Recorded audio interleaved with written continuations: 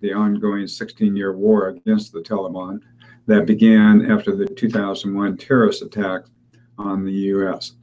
The president gave me more flexibility to deal with this issue, Mathis said. He has shown himself open to my recommendations. I think I have what I need to carry out the strategy, he said. Fisher is a member of the committee and chairwoman of its subcommittee on strategic forces. Rick? From Puerto Rico, President focuses on the miracle recovery. San Juan.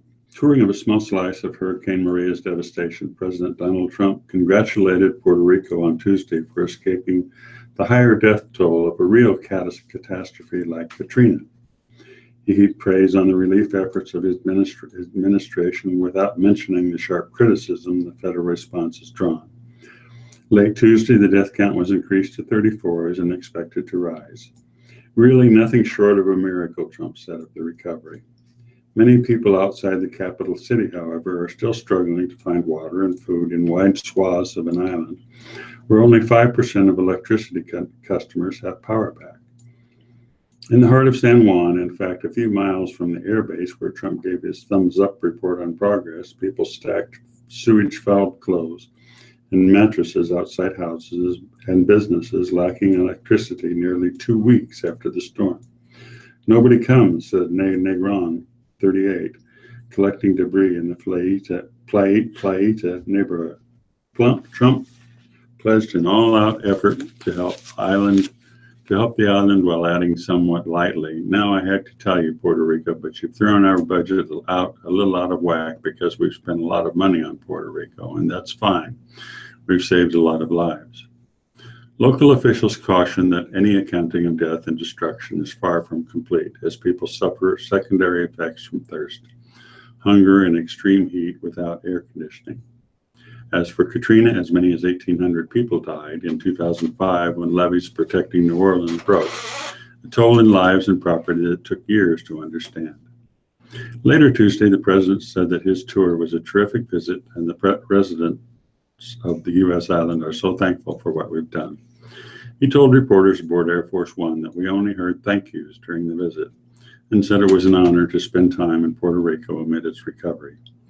Earlier Tuesday, Trump said his visit was not about me, but then praised local officials for offering kind words about his administration's recovery effort and invited one to repeat the nice things she said earlier.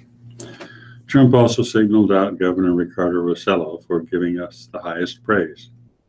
Every death is a horror, he said, but if you look at a real catastrophe like Katrina, and you look at the tremendous hundreds of people that died, and you look at what happened here with really a storm that was just totally overpowering, and nobody has ever seen anything like this. I can't stand to read any more of this. Continuing out of Washington, the phone calls come from fellow scientists and desperate strangers with a single question for the alcohol chief of the National Institute of Health. Where can my loved one find good care to get sober? On Tuesday, the government released a novel online tool to help. Directories of alcohol treatment providers paired with key questions patients should ask for a better shot at high-quality care. Most people think treatment is detox for 28 days or Alcoholics Anonymous. There's a vast in-between, said George Cobb, director of NIH National Institute on Alcohol Abuse and Alcoholism. More than 15 million adults in the U.S. have what's called alcohol use disorder, meaning they either misuse or are addicted to alcohol, and fewer than 10% get treatment, according to federal estimates. Many who do get treated don't receive quality care that best fits their needs, Cobb said. He ordered development of the Alcohol Treatment Navigator after realizing if medical professionals were confused, families must be lost. It's the hardest thing, navigating how do you find treatment, agreed Linda Rosenberg, president of the nonprofit National Council for Behavioral Science. She wasn't involved with the tool, but praised NIAAA for developing it. It's desperately needed. The tool can't solve issues of affordability or accessibility. Insurance coverage varies, and some parts of the country have shortages of providers that may leave patients traveling or turning to telemedicine, Rosenberg-Carson.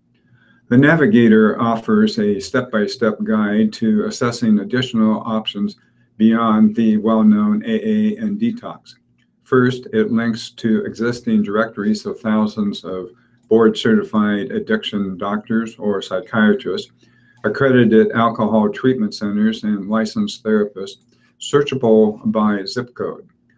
Licensing and accreditation information mark an initial filter. Next, the NIH defined 5 signs of quality to check. Credibility. For example, look for a therapist who holds at least a master's degree and has specialized training in addiction treatment, the tool advises. Next, a comprehensive assessment. Providers can use a battery of tests to determine the type and severity of alcohol disorders. Customized treatment.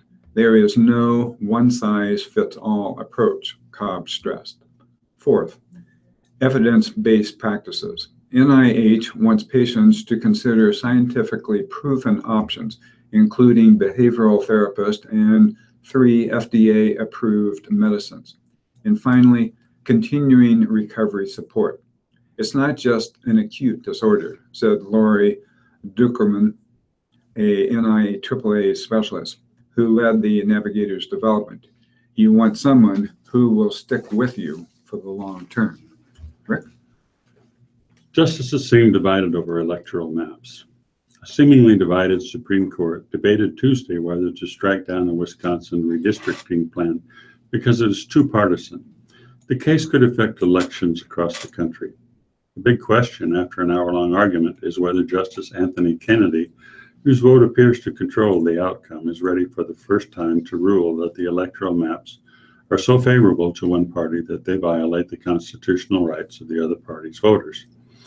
Kennedy suggested, as he did in another redistricting case 13 years ago, that courts perhaps could be involved in placing limits on extremely partisan electoral maps.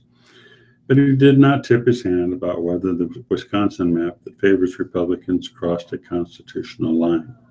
The Supreme Court has never thrown out a political map because it is too partisan. There was little doubt about the other justices' views. The liberal justices appeared to favor the Democratic voters who challenged the Wisconsin plan. Justice Ruth Bader Ginsburg said that a decision upholding the Republican-drawn districts in Wisconsin would encourage one party's lawmakers to stack the deck against their opponents. What becomes of the precious right to vote, she asked. The conservative justices were skeptical about striking down the state's map or even involving courts in the inherently political process of redistricting. Chief Justice John Roberts worried about involving the Supreme Court in a glut of partisan redistricting claims that would follow if the Wisconsin Democrats prevail. We'll have to decide in every case whether the Democrats win or the Republicans win, Roberts said, a scenario that he said would damage the court's credibility. Paul? This out of Omaha, billionaire Warren Buffett says America will continue to prosper overall, but government and philanthropy should do more to ensure that pockets of poverty don't continue to make it difficult for some to succeed. The American dream has succeeded in aggregate. We have failed, in my view, to create the equality of opportunity, Buffett said Tuesday at the National Purpose-Built Communities Conference in Omaha. Buffett supports the Atlanta-based nonprofit group that helps communities come up with holistic plans to redevelop high-poverty areas. Buffett said government should do more to ensure everyone has an equal opportunity to succeed through measures such as the Earned Income Tax Credit. And the investor who leads Omaha-based Berkshire Hathaway said he favors increasing the estate tax instead of eliminating it, as Republicans have proposed. We've got the aggregate resources to take care of everybody, Buffett said. On a local level, Buffett says communities can make a difference by tackling poverty from all sides with new housing, that appeals to people with different incomes, better schools, and other community improvements. That's the model purpose-built advocates. Buffett said history shows the old model of housing projects filled with low-income residents doesn't work very well. Have a mix of income levels and races living together is more successful. You're learning from your surroundings all the time, Buffett said. Selling the purpose-built communities approach is easier now because there are successful projects to show off in Atlanta, Indianapolis, and more than a dozen other communities, Buffett said. A similar redevelopment project in Northeast Omaha is just renting to its first residents. People like to fund successful ideas, said Buffett, who pledged to give his own fortune to 5 foundations over time and encourages other billionaires to become philanthropists. But it's important that the local community is involved in these major redevelopment projects. The community has to get involved, Buffett said. It doesn't work if you go in and try to do everything for them. Representatives from more than 50 cities are attending this week's conference. Rick? Trio proved Einstein right on gravitational waves from Stockholm. 3 U.S.-based scientists won the Nobel Physics Prize on Tuesday for detecting faint ripples flying through the universe. The gravitational waves, predicted a century ago by Albert Einstein, that provide a new understanding of the universe. Rainier Weiss of the Massachusetts Institute of Technology and Barry Barish and Kip Thorne of the California Institute of Technology won the 2017 prize for a combination of highly advanced theory and ingenious equipment design, Sweden's Royal Academy of Sciences announced. The scientists were key to the first observation of gravitational waves in September 2015. When the discovery was announced several months later, it was a sensation not only among scientists, but also the public. The prize is a win for Einstein, and a very big one, said Barish, who was born in Omaha in 1936. The waves were predicted by Einstein a century ago as part of his theory of general relativity. General relativity says that gravity is based by heavy objects bending space-time, which itself is the 4-dimensional way that astronomers see the universe.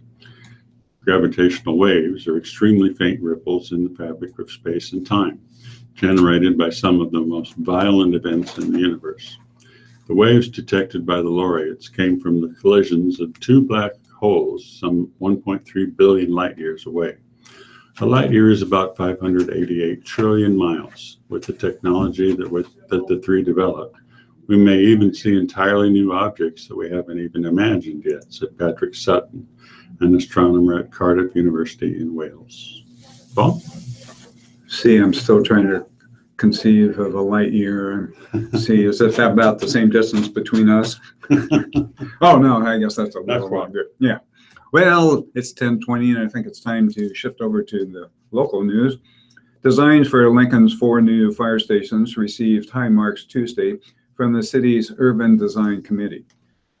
Several months ago, the committee criticized the design for a 5th fire station being built near the Lincoln Airport to replace the existing Station 11, and suggested the city bring better-looking, more inspiring building designs for future stations. I think you took the comments to heart, said Tom Huston. These structures are attractive. They are buildings the neighbors can be proud of, he said of the 4 new stations. If anything, committee members suggested the architects make the entrances more distinctive for 3 of the 4 stations. The design for Station 15, which will serve as both a fire and police station at 6601 Pine Lake Road, already has a distinctive entrance.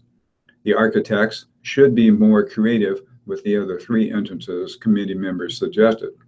These are important civic buildings. I don't think it needs to be camouflaged. I think a little bit of design flair, especially at the entry, would be nice, said Gil Peace. Keep a footprint that is similar for each of the buildings, but make the entrances stand out, he said. But architects from Davis Design said city staff want to make the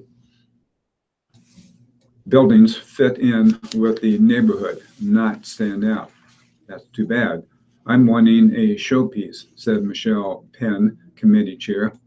There is a balance here between the community knowing where the fire station is and thinking it's too fancy, said Pat Boyer, assistant fire chief. We don't want people to look at it and say, oh, look at the Taj Mahal. All 4 new stations and Station 11 use the same basic footprint internally, designed to get firefighters to trucks and engines quickly, no matter where they are in the building. But architects tried to make the exteriors blend with each neighborhood. At the 4 new stations, the front garage doors for the truck and engine bays will be similar, outlined in red with a lot of glass so people can see the trucks and engines inside. Although the buildings will be made of the same structural steel and will use the same basic materials with different coloring, said Matt Metcalf of Davis Design. That includes brick, stone, masonry, veneer, and cement board. The city gets significant cost savings by doing that, he said. The buildings are slightly over budget based on early estimates by the construction manager.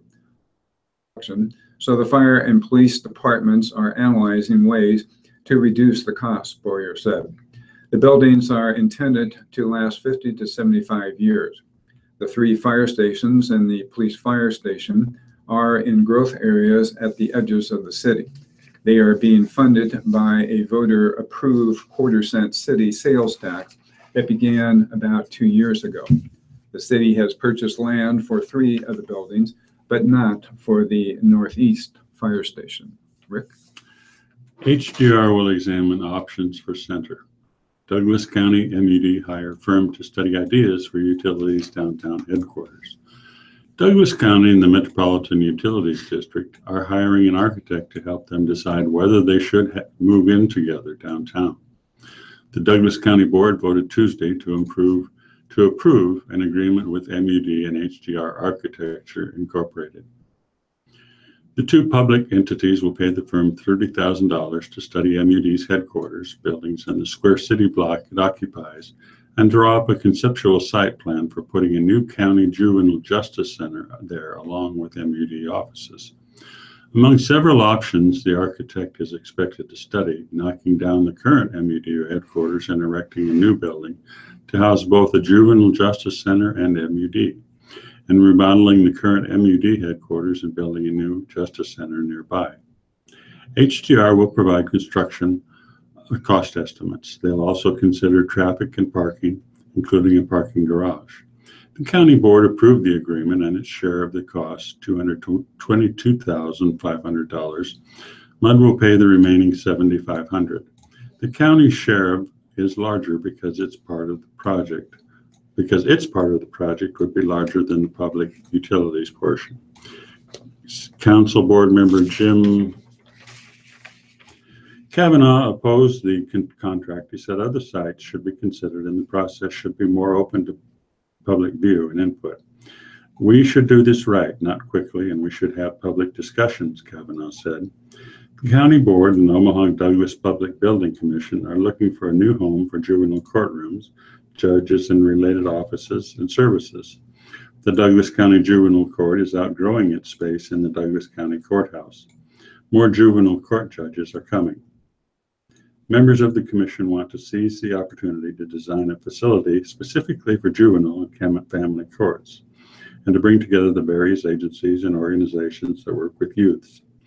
The Public Building Commission hired consultants in August to study the county's juvenile justice space needs, developing 1 or 2 options for how to meet them and estimate the costs. The DLR Group's report is due in December.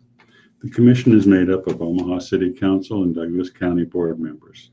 Meanwhile, right across the street from the Douglas County Courthouse, MUD officials are trying to figure out what to do about their aging headquarters at 1723 Harney Street. The building needs several $1 million worth of upgrades and repairs, said David Friend, Vice Chairman of the MUD Board of Directors. Some MUD and county officials have been talking about the possibility of doing a development together. It's a good idea, and we're looking at it, Friend said. Let's see what numbers look like. Whether MUD would go for that depends in large part on the numbers, he said. For example, if the cost of us remaining in the same location is double the cost of moving somewhere else that has the same space and infrastructure, that would be tough to do, Friend said. Paul? Although Congress did not meet last week's deadline to reauthorize federal funding for the Children's Health Insurance Program, CHIP, more than 31,000 children in Nebraska continue to be provided those health care services. With no action, Medicaid anticipates CHIP funding to be exhausted for Nebraska in the spring of 2018, the Nebraska Department of Health and Human Services said Tuesday.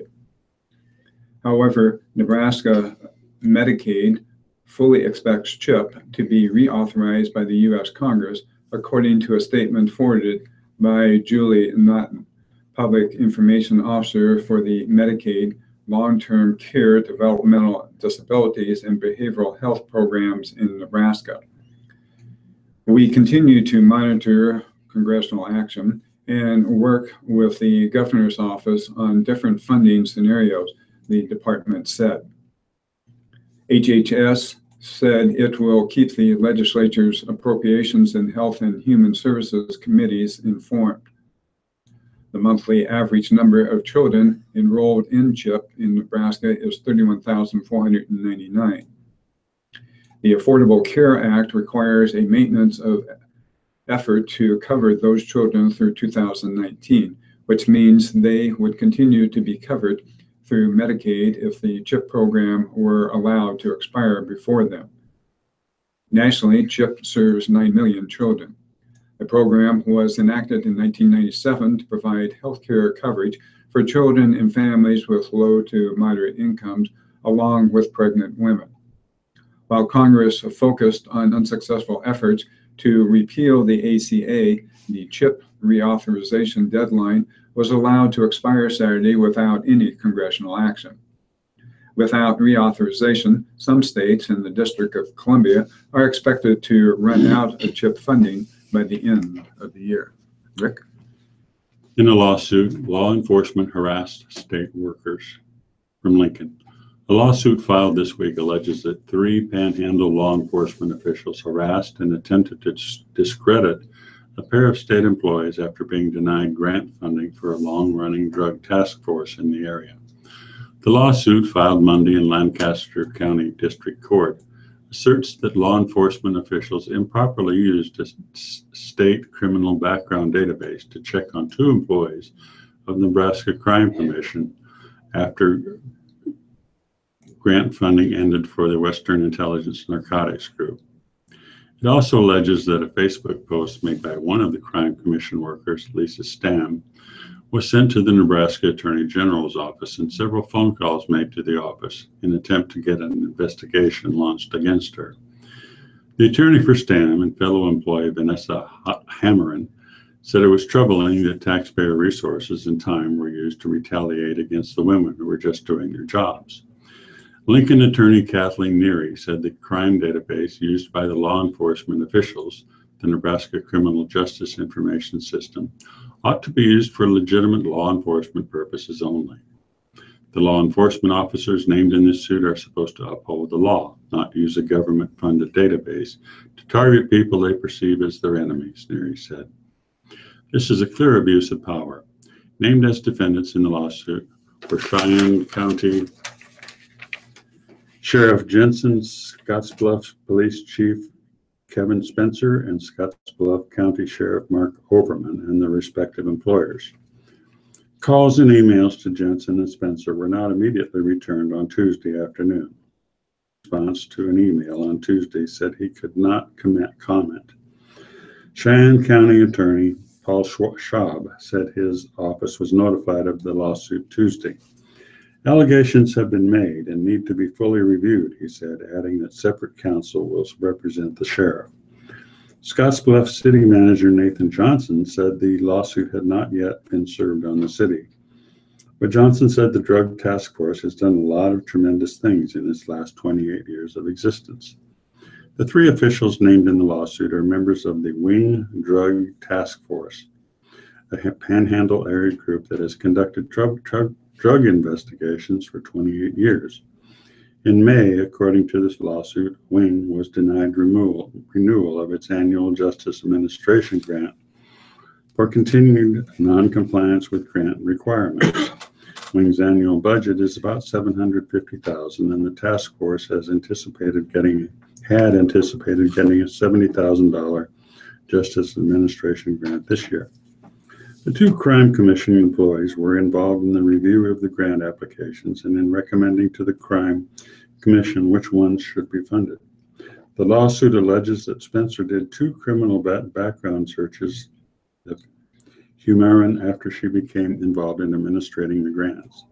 Jensen conducted a criminal background search on Stam, and frivolous complaints were made by Jensen and Overman to the Attorney General's office after Wing's denial of funding in May, the suit said. In May, Overman told the Gering Courier that Wing had lost its funding because the Crime Commission was shifting its priority from drug task forces to community policing. Neary, Stam's attorney, said the law enforcement officers conspired to intimidate, threaten, and interrupt the official duties of the two state workers. The Facebook posted by Stam referred to medical marijuana. Neary said Stam's free speech rights and privacy were violated in how the post was used by the law and enforcement officials. Paul? This article out of Grand Island, the list of qualifications for playing the mountain dulcimer is extremely short. In fact, there are none.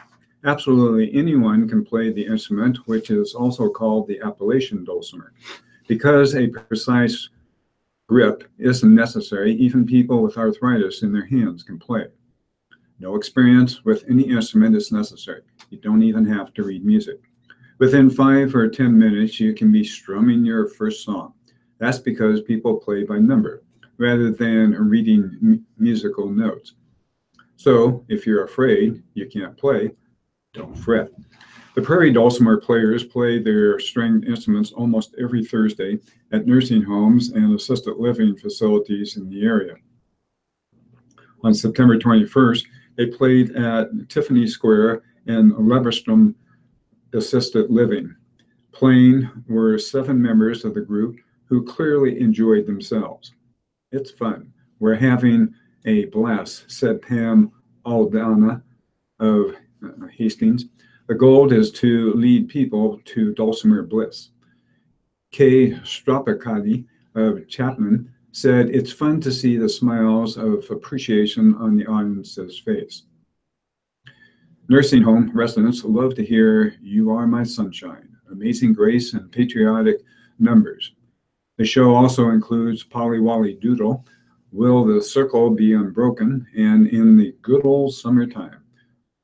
Aldana, who is the MC, invites audience participation on She'll Be Coming Around the Mountain.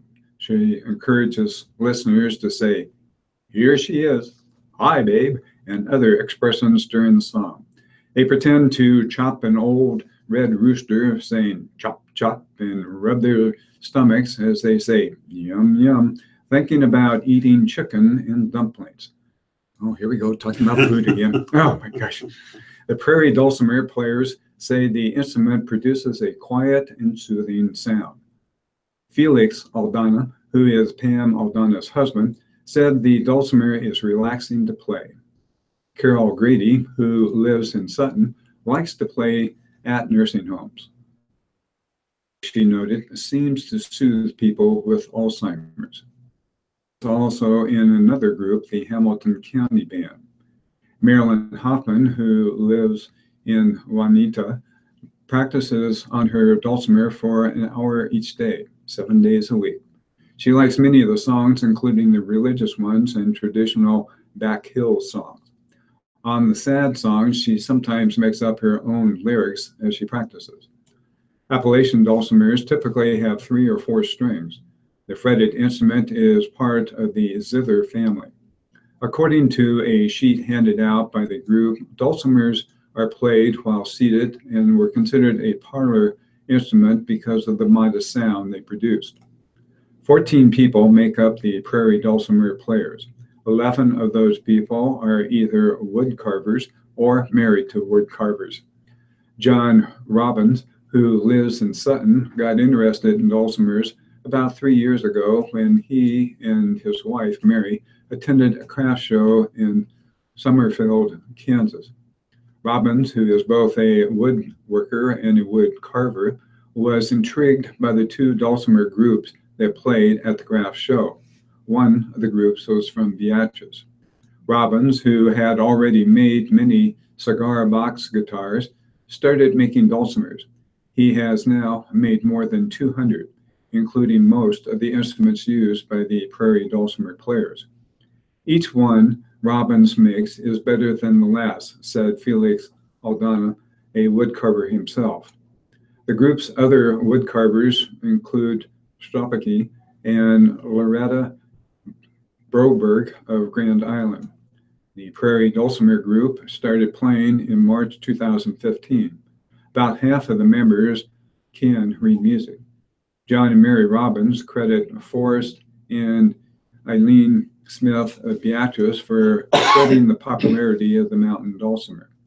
Over the last couple of years, Robbins, 75, has taught at the Mid-America Woodcarvers Association gathering at Doane University and the Gretna Wood Carvers Retreat. At both, he taught people how to build and play a dulcimer. John and Mary Robbins have helped spread the gospel of the mountain dulcimer. 6 Omaha residents have built their own instruments and are starting to perform. The Prairie Dulcimer Group has donated dulcimers to St. Michael's Elementary School in Hastings. Rick? And 4 news briefs from the World Herald. In the metro area, Council Bluffs man says he was stabbed by a burglar. A Council Bluffs man told police he was stabbed Monday night while fighting with a man he found going through one of his vehicles, which was parked in his driveway. Jeff Cully, 40, declined medical attention at the scene, said Sergeant Robert Radford of the Council Bluffs Police Department. Officers were called to a residence in the 2300 block of Avenue H about 10:45 p.m. Radford said, Cully told them they had interrupted an attempted burglary and chased the burglar.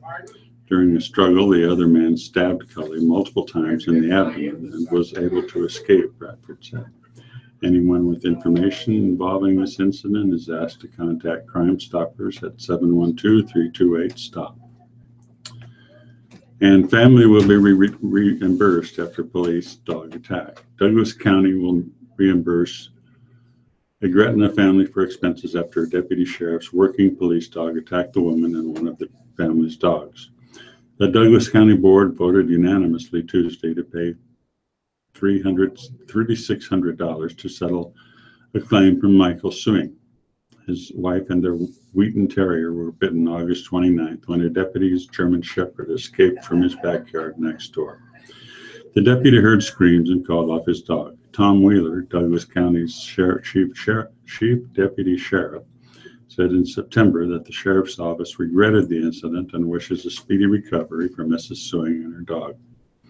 He said it was the first time that the dog bit someone outside of a law enforcement action and the first time the dog was outside its fence without its handler.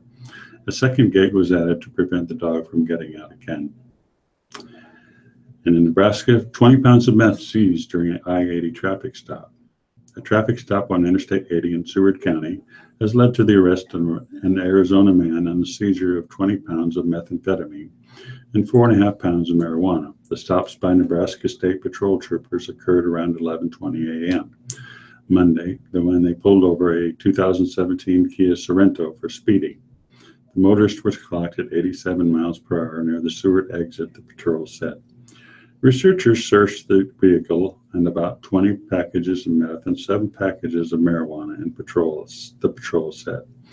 The drugs had estimated street value of $225,000, the troopers said. The 45-year-old driver who was taken into custody was being held in Seward County Jail, the patrol said. He was arrested on suspicion of possession of meth with intent to deliver, possession of marijuana with intent to deliver, and failure to have a drug tax stamp. And finally, John W. Orr, appointed to Environmental Trust Board. The son of former Governor Kay Orr, has been appointed to a board that hands out grants from state lottery proceeds. John W. Orr, a grain merchandiser who lives in Blair, was recently named to the Nebraska Environmental Trust Board by current Governor Pete Ricketts. The 14-member board grants funds for governmental projects that protect wildlife habitat, improve water quality, and aid recycling programs. Kay Orr's daughter is also involved in state government, though as a full-time employee. Suzanne Gage is the communications director for Attorney General Doug Peterson. Suzanne Gage has two sons working at the state capitol. Taylor Gage is Ricketts' director of strategic communication, and Alex Gage is legislative aide for State Senator Steve Halloran of Hastings. Going back to the previous story, wouldn't you think somebody carrying a lot of marijuana and methamphetamines wouldn't speed 87 miles an hour on the interstate? I think that certainly would be a possibility. Well, it's 10:43, and it's time for us to shift over to the death notices. I will be reading from the Lincoln Journal-Star, and in this particular case, they will not be in alphabetical order. Brandon Medjo of Lincoln, memorial service at 11 a.m. Friday, October 6th at First Free Church on 84th Street. In lieu of flowers, memorials may be given to the family for future designation.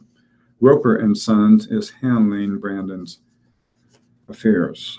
Roberta Wood, age 74, was a veteran of the U.S. Army. No other information is available in regard to the service. Torres, that's actually in the World Herald, so we'll pass that one and let Rick do that one. Brian Tolley, age 41, of Grand Prairie, Texas. There will be a mass Christian burial at 11 a.m., just in about 15 minutes today, at North American Martyrs Church on Isaac Drive. Robert Schulman, age 78, of Ceresco. He was a veteran. Funeral service will be at 2 p.m. Saturday, October 7th, at Ceresco Covenant Church. Memorials in care of the family for future designation. Marcy Swoboda Funeral Home is in charge. Charles Green, age 77, of Ashland, also a veteran. Funeral service with military honors will be at 11 a.m. Friday, October 6th, at First Christian Church in Ashland. Memorials to First Christian Church or to a family for future designation. Marcy Swoboda Funeral Home also is in charge of this funeral. Vera Volkenborough, age 84, of Lincoln. Funeral service will be at 12:30 p.m. Saturday, October 7th, at Lincoln Memorial Funeral Home. Edward Hershey, age 71, of Lincoln. There will be a private family celebration of life service. No visitation. Cremation has occurred. Roper and Sons is handling his affairs. Eunice Zimmerman, age 89. Memorial service will be at 2 p.m. Sunday, October 15th, at Lincoln Memorial Funeral Home on 14th Street. Orilla Tapley, age 94. Funeral services will be held at 11 a.m. Monday, October 9th, at Trinity Lutheran Church on 12th Street. Trump Funeral Services on O Street is handling the arrangements. Janet Bland, age 65, of Lincoln. Memorial service will be at 10 a.m. Monday, October 9th, at Lincoln Memorial Funeral Home on 14th Street. Memorials to the Breast Center, St. Elizabeth Hospital. Judith Mooberry, age 64, A celebration of life will be held at 5:30 p.m. on October 6th at the Ferguson House on 16th Street. Memorials are encouraged to the Alzheimer's Association. Faitinger, Edward Faitinger, age 94. He was a veteran of the Navy. A visitation with family greeting friends will be held from 4 to 6 p.m. on Friday, October 6th at the Roper and Sons Funeral Home on O Street. A private family burial will be held at the Lincoln Memorial Park. A celebration of life service will be scheduled for December 16th, with details available at a later time. Albers. Rosina Albers, age 97, of Syracuse.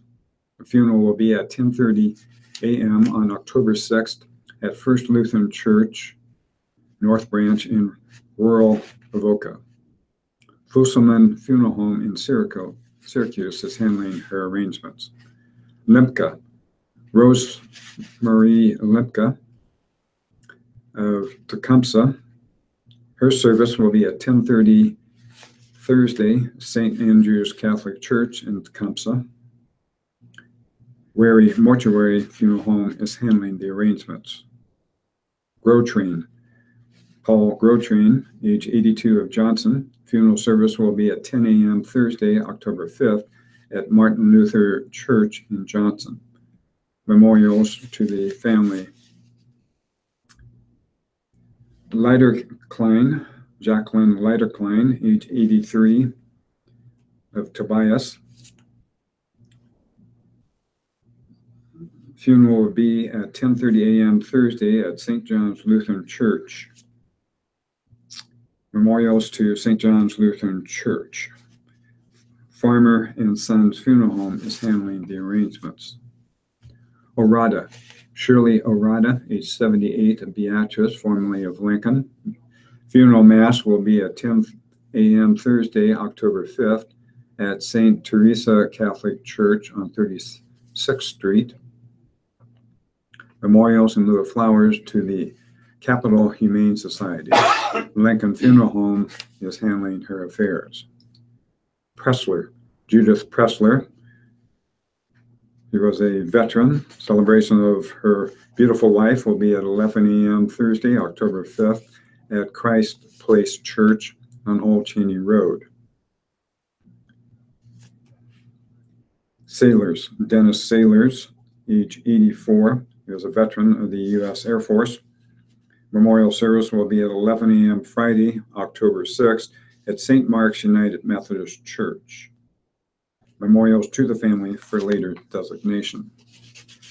And finally, Becker, Anthony Becker, age 94. He was a veteran of the U.S. Navy during World War II.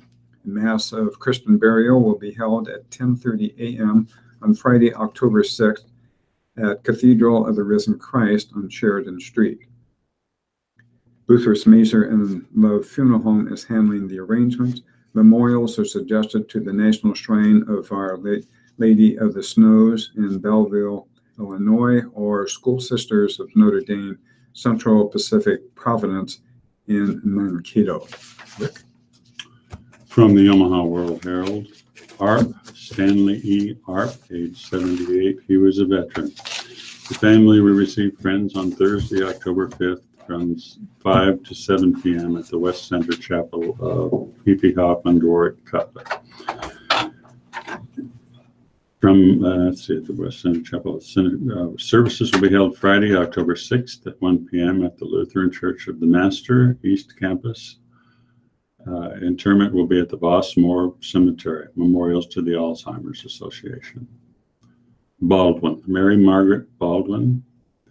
A visitation will be 6 to 8 p.m. Thursday, October 5th at West Lawn Hillcrest Funeral Home. Funeral services will be at 2 p.m. Friday, October 6th at the funeral home, West Lawn Hillcrest Funeral Home, followed by burial at the West Lawn Hillcrest Memorial Park. Becker, Anthony P. Tony Becker, age 94. He was a veteran. A Mass of Christian burial will be held 10:30 a.m. on Friday, October 6th at the Cathedral of the Risen Christ. in Lincoln. Graveside services will be at 2:30 p.m. on Friday at Calvary Cemetery in Omaha. Visitation Thursday from 12 noon to 7 p.m. with family receiving friends from 5 to 7 p.m. at Bucharest Miser Love Funeral Home in Lincoln. Rosary will be at 7 p.m. Thursday. Excuse me. At the funeral home, memorials are suggested to the National Shrine of Our Lady of the Snows in Bellevue, or the School Sisters of Notre Dame, Central Pacific Province in Mankato, Minnesota. Beckman, Charlene K. Beckman, age 41. A complete notice will be issued later. Efi Hoffman, Doric Cutler is handling the services. Bobbier, Thomas L. Tom Bobbier, age 54. Celebration of life will be held Friday, October 6th at 11 a.m. at Bremen Mortuary with visitation 1 hour prior. Brogna, Kathleen K. Brogna, age 93. She was a veteran. Funeral services will be held Thursday, 11 a.m. at Crisco Larkins Taskowitz Chapel. Visitation Wednesday, 5 to 7 p.m. with a 7 p.m. prayer service at the funeral home. Interment at the Holy Sepulchre Cemetery. Military honors by the American Legion, Post 331. Burris, Thomas F. Burris Jr., age 90. He was a veteran. Visitation begins Saturday, October 7th at 9 a.m., followed by services at 10 a.m. at the West Center Chapel of Efi Hoffman, Doric Cutler. Interment at the Calvary Cemetery with military honors. Burton, Tony S. Burton, age 57. The viewing will be held at 9 to 11 a.m. Thursday at the church. Funeral service will be 11 a.m. Thursday at the St. Mark Baptist Church on Spalding. Interment at the Forest Lawn Cemetery. Thomas Funeral Home is handling the services. Dessler, Harlan J. Lanny Dessler Jr., 66. Visitation will be held Thursday, 5 to 7 p.m. Funeral service Friday, 10 a.m. at Roeder Mortuary. Interment at the Forest Lawn Cemetery. Memorials to the American Heart and Stroke Association, American Cancer Society, or Donor's Choice. Gamble, Drake F. Gamble, age 22. Family will receive friends Wednesday, October 4th from 5 p.m. to 7 p.m. at Our Lady of Lourdes Church, followed by a vigil service at 7 p.m. A massive Christian burial will be held Thursday, October 5th at 11 a.m. at Our Lady of Lourdes Church. Memorials to the Nebraska Humane Society. Green, J. Patrick Green. A complete notice will be issued later. Grote, Janice M. Grote, age 87 of Council Bluffs. A memorial service will be held Thursday, 2 p.m. at Kingdom Hall, Jehovah's Witnesses. The family will direct the memorial contributions. Cutler, O'Neill, Myring, Woodring is handling the services. Hubert, Dallin C. Hubert, age 77. A complete notice will be issued later. Jones, Robert A. Jones, age 82. A massive Christian burial will be held at 10 a.m. Friday, October 6th at St. Patrick's Catholic Church in Elkhorn. Memorials to the Visiting Nurses Association. A Reichmuth Funeral Home of Elkhorn is caring for the Jones family at this time. Kaysen, Christine M. Kaysen, age 37. Service will be held Friday, 10:30 a.m. at the St. Pius X Catholic Church. Visitation Thursday, 5 to 7 p.m. with a wake service at 7 p.m. at the John A. Gentleman 72nd Street Chapel. Interment in the Resurrection Cemetery. In lieu of flowers, memorials to the family. Kiscone, Susan D. Susie Kiscone, age 71. Memorial service will be held Wednesday, 6 p.m. at the 72nd Street Chapel of John A. Gentleman Mortuaries. Memorial visitation 1 hour prior to the service. In lieu of flowers, memorials to the Nebraska Humane Society or to the families to go to Disease for Addison Disease. Craigie, Kathleen T. Craigie, age 82. A complete notice will be issued later. Larson, Elizabeth A. Larson, age 79. Family will receive friends on Thursday, October 5th from 5:30 to 7:30 p.m. at the West Center Chapel of Efi Hoffman, Doric Cutler. Funeral services Friday, October 6th at 11 p.m. at the Countryside Community Church. Private interment at the Countryside Church. Memorials to Stephen Ministry Program at Countryside Church. Lopez, Beth Lopez, age 70 of Auburn, died October 2nd in Lincoln. Service Friday 6th at 10:30 a.m.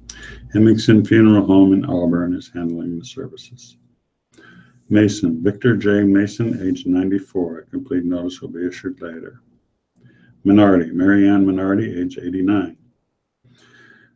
Vigil service will be held at 7 p.m. Thursday. The service will be held Thursday, October 5th at 11 a.m. West Center Chapel and Interment, Calvary Cemetery. Memorials will be directed to the family.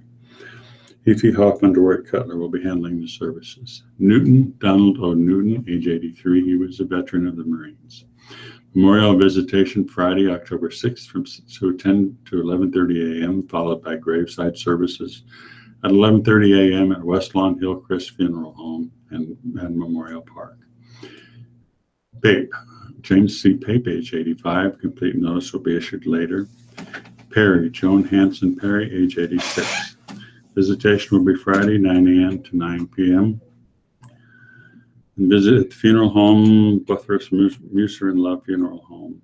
Massive Christian burial Saturday, 10:30 a.m. at St. Michael Catholic Church. Burial will be at 1:30 p.m. at the Davie, Nebraska St. Mary Cemetery.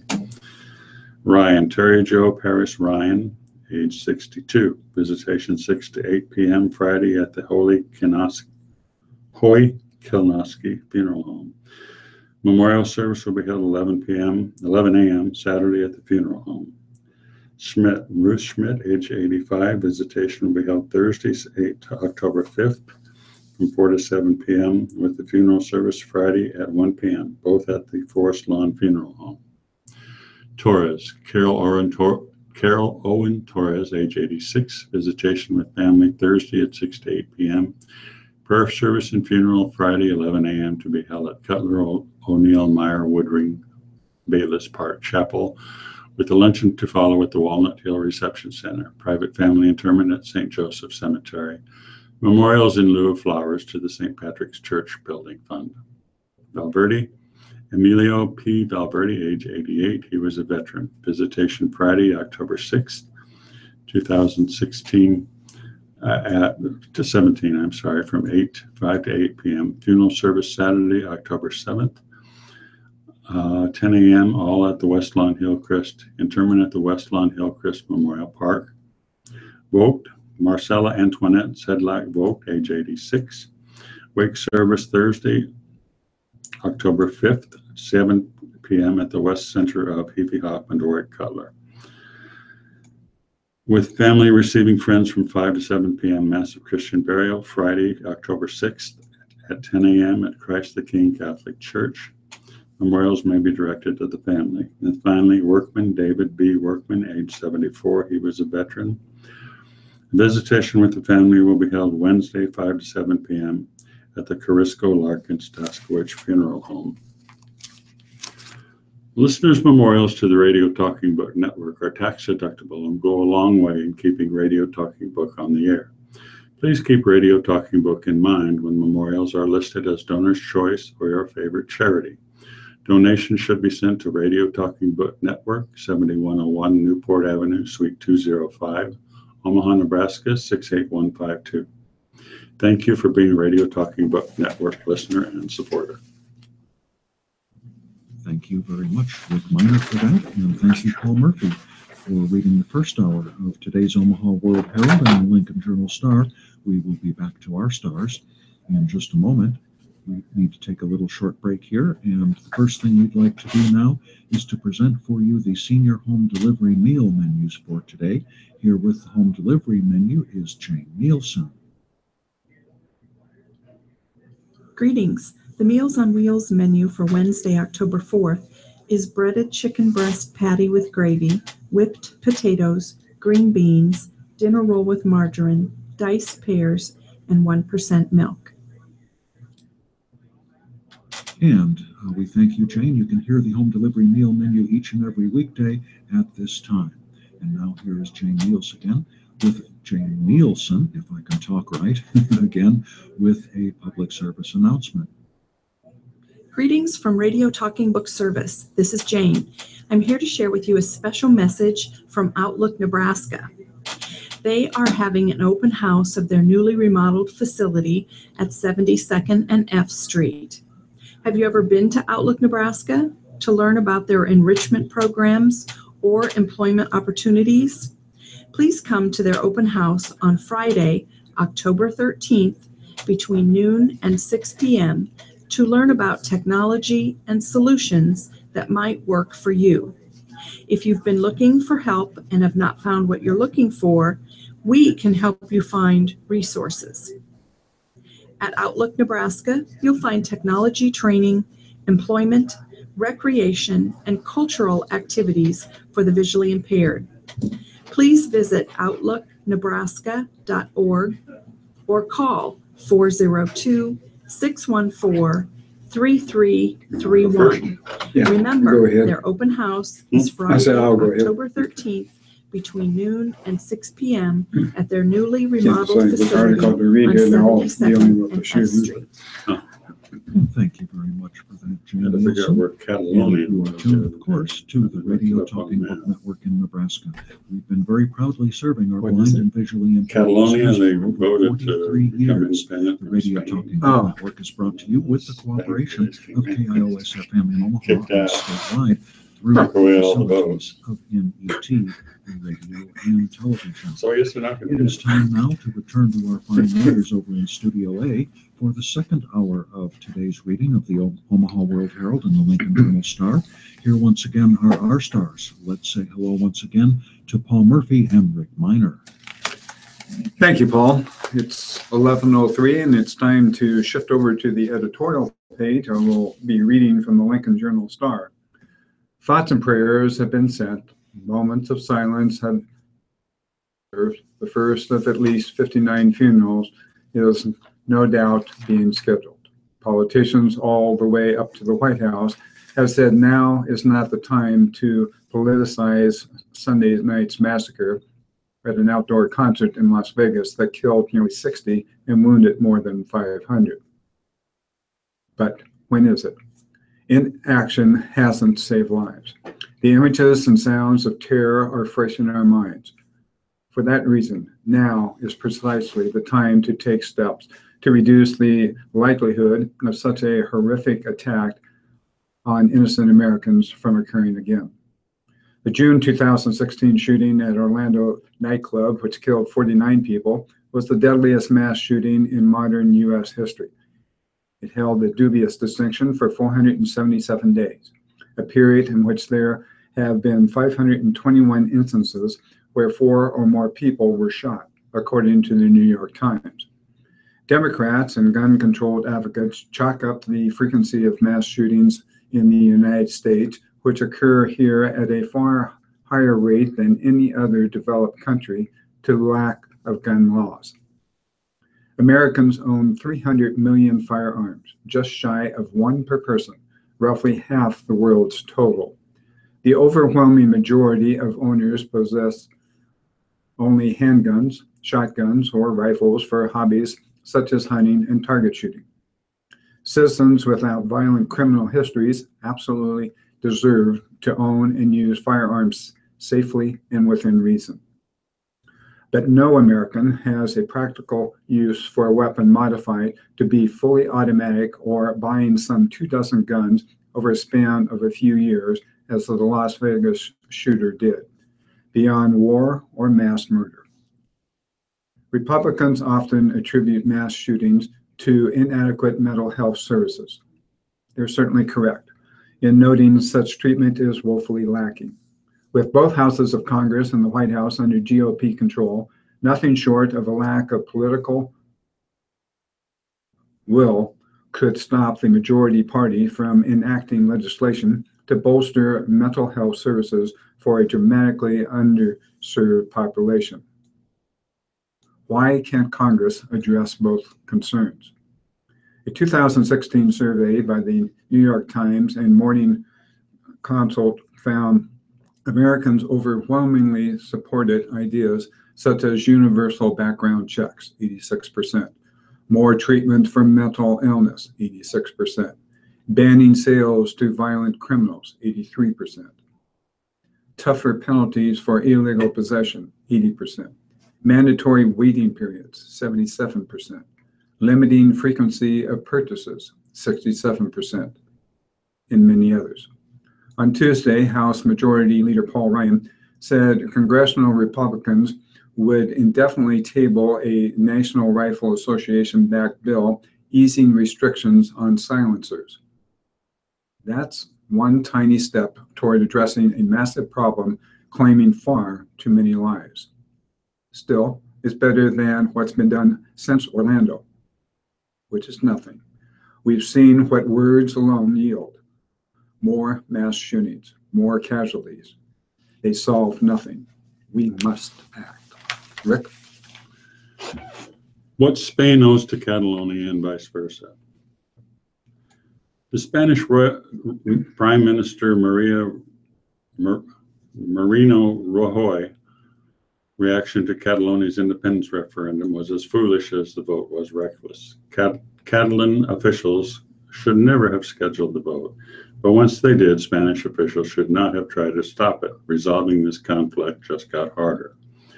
Rajoy said trying to portray the referendum in which Catalan authorities say 42% of Catalans voted about 9-1 for independence, surely as a matter of law enforcement.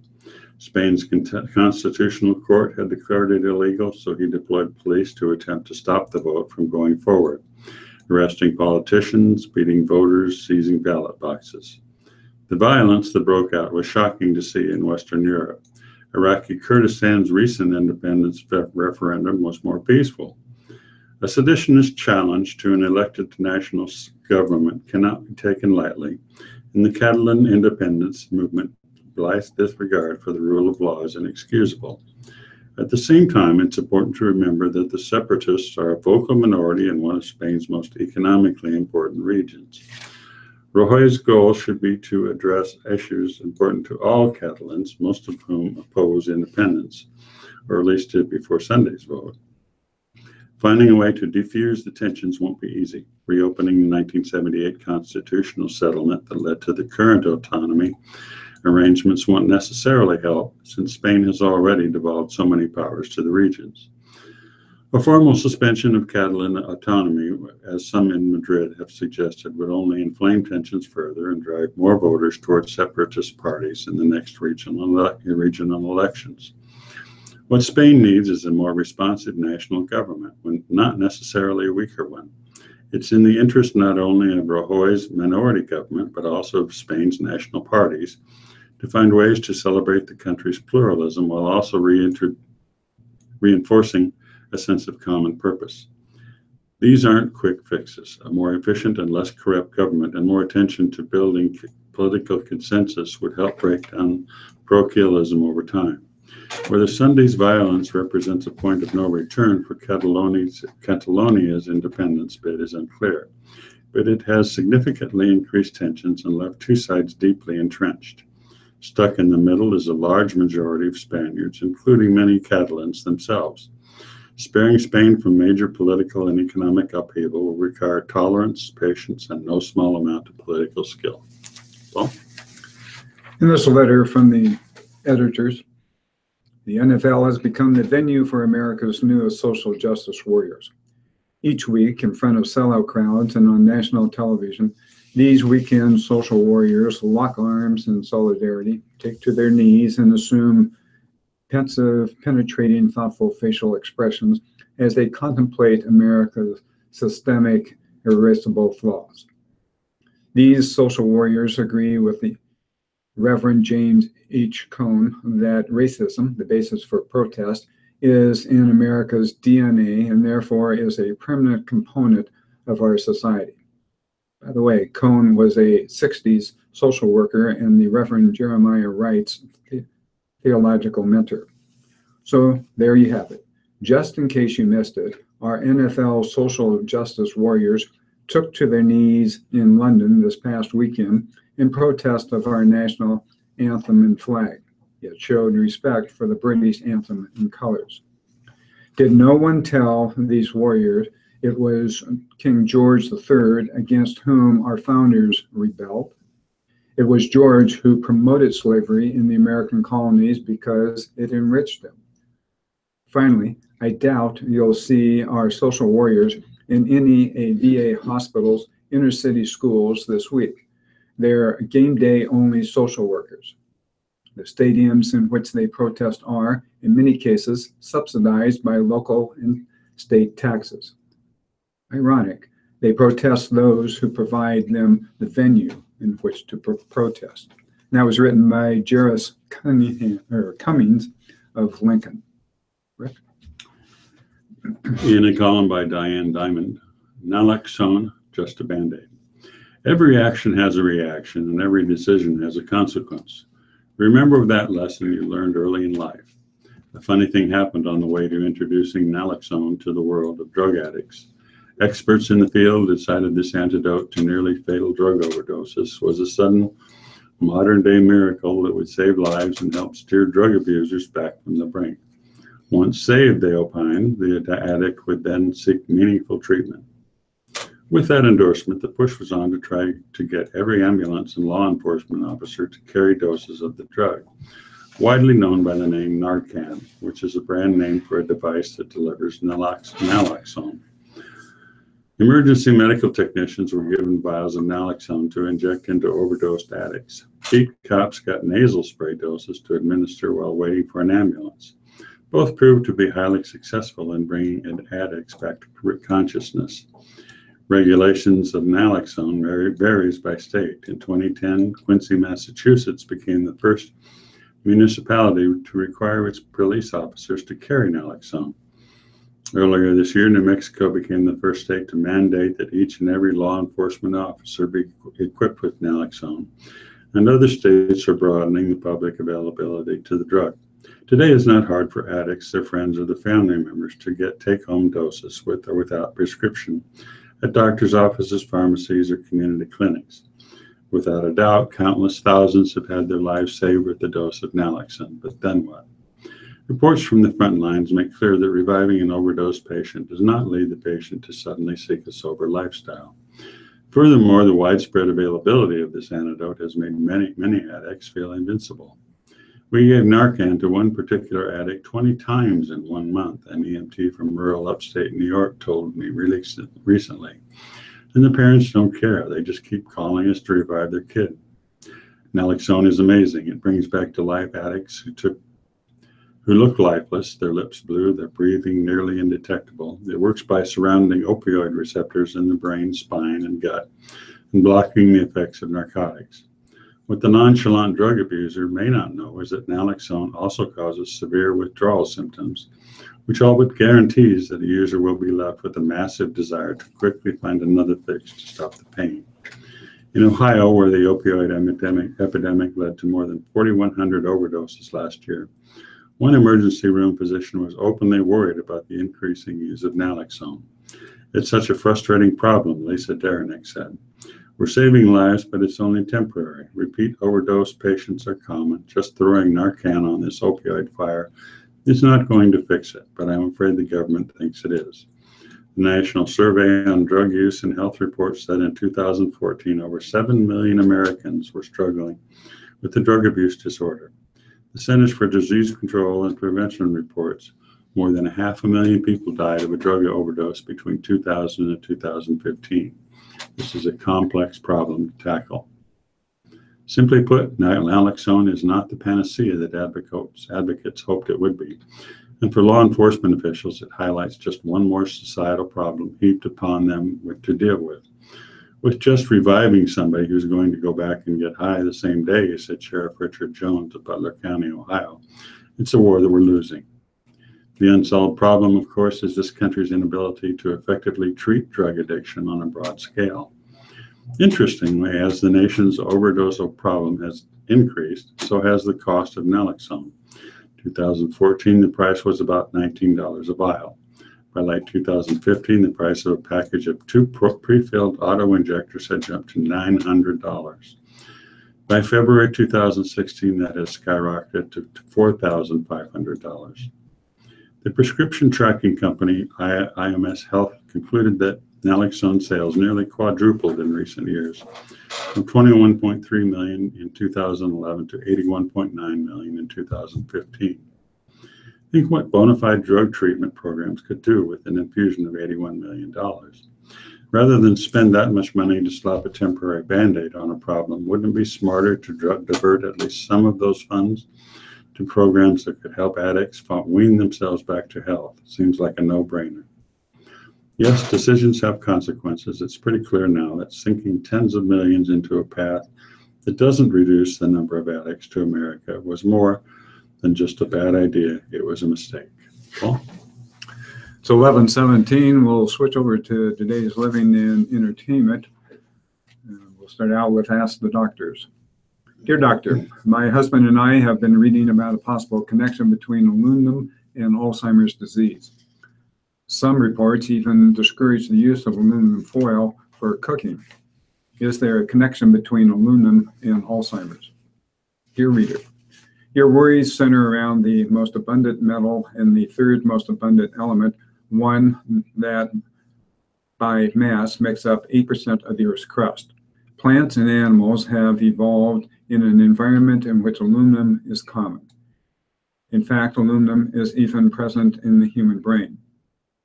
This most fundamental of organs contains, on average, 1.02 micrograms of aluminum per gram of brain tissue. Further, brain levels of aluminum increase with age, causing researchers to take a look at how that happens and what might be the result.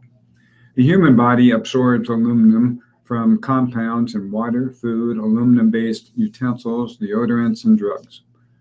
But at toxic levels, aluminum can damage neurons in the brain as well as DNA within neurons. The aluminum ion can affect normal cellular reactions in the brain, cause brain inflammation, and lead to neurofibrillary tangles and amyloid deposits that are the hallmark of Alzheimer's disease. In fact, aluminum chloride in combination with the sugar D-galactose injected in rats and mice induces many of the brain changes and behavioral changes seen in Alzheimer's disease. In one important study, researchers studied the post-mortem brains of 12 people with familial Alzheimer's disease in England.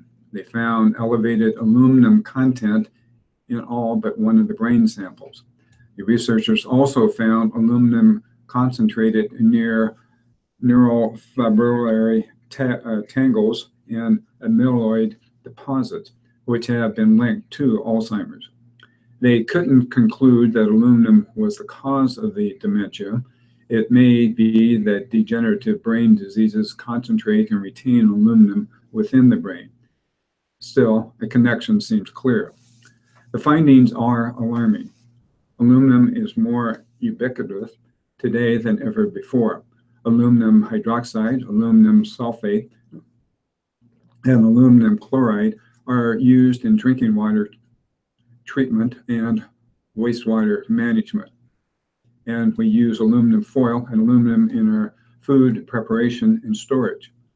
Considering such exposure, it's important to ask questions about the potential impact. A 15-year study in France assessed the aluminum levels in drinking water and the rate of Alzheimer's disease in multiple areas of southern France. The concentration of aluminum in the water varied from 0.001 to 0.514 milligrams per liter, depending on location. Of the 1,677 people over the age of 65 who completed the study, 461 were diagnosed with dementia. Those whose aluminum intake was more than 0.1 milligrams per day had 2.26 times the risk of dementia compared with those whose intake was less than 0.1 milligrams per day. All of that said, neither I nor medical science overall can provide a hard and fast answer to your question about the risk of aluminum exposure. It is heartening, however, to know that water boards measure the amount of aluminum in drinking water at a time when the correlation between human exposure to high levels of aluminum and dementia is still largely unknown. Rick? Leave them out in the cold. As fall nights turn chilly, all kinds of creepy crawlies are looking for a warm place to spend the next few months. Your job is to make sure you aren't a good host. They need food, water, and shelter, said Jonathan Larson, the entomologist extension educator for Douglas County and Sarpy County. In the perfect world, people would make sure they don't get in and there's nothing for them to eat on the inside. To avoid your home serving as a warm, safe haven, Larson recommended these steps. Go through your house and clean up. Make sure there's no food for them to eat. Vacuum behind the refrigerator and stove, where insects often will find tasty treats. Don't leave dishes of water in the sink. Fix the leaks. Reduce clutter of things sitting against wallboards like cardboard boxes in a closet. If you can limit that, there are less places to hide, Larson said. Sometimes they'll go outside if they don't find a good place, or they'll die a short time later from a lack of food and water. That's Larson's preferred method to control bugs that have scurried inside, or just using the tissue to put them back outside where they belong. For some folks, though, it's too much to contemplate. So the first line of defense to keep insects from entering your home is caulking cracks and gaps. Perimeter insecticides such as Ortho Home Defense work, Larson said, or you can hire a professional to apply a strip of insecticide around your home. Putting glue traps by doors or in garages are an option if you don't want to spray insecticides. Seeing a few spiders is normal in the fall, but Larson said that if you start seeing 10 to 20 spiders of a similar species, there's a problem. I would want to know how they're getting in. I would take action to stop that. Once a frost occurs, the problem usually ends. Eggs and pupa will survive, but not the adult of the species, unless they've found someplace warm to overwinter. Caulking holes around the foundation will help prevent another problem, mice. They're looking for warm homes too, usually when the temperature at night hits the 50-degree range. Mice need holes of just 1/4 of an inch or bigger to gain access, so homeowners need to be thorough when checking foundations. Greg Earl, owner of Leon Control, also recommends clearing vegetation away from the house. Mice can climb up the stalks to gain entry. That helps out tremendously. It takes away habitat for them. It doesn't eliminate them completely, but it helps. If the mice do get inside, call a pest company or purchase baits and traps for yourself to use. Just be careful where they're placed, especially if you have small children or animals, so they don't get a hold of the stuff, Steve Earl said. Before they enter a home, mice don't know whether it's clean or messy, but it helps to avoid clutter and keep food in containers. If they don't have anything to eat, they'll find a different place to go. Or they are going to die because they need that food source. Paul? Well, we'll turn to dear Amy. Dear Amy, my husband and I are getting divorced as a result of his longtime physical and emotional love affair with someone else, coupled with other random physical sexual encounters throughout our marriage. We have a close-knit circle of friends who will be surprised that we're splitting up.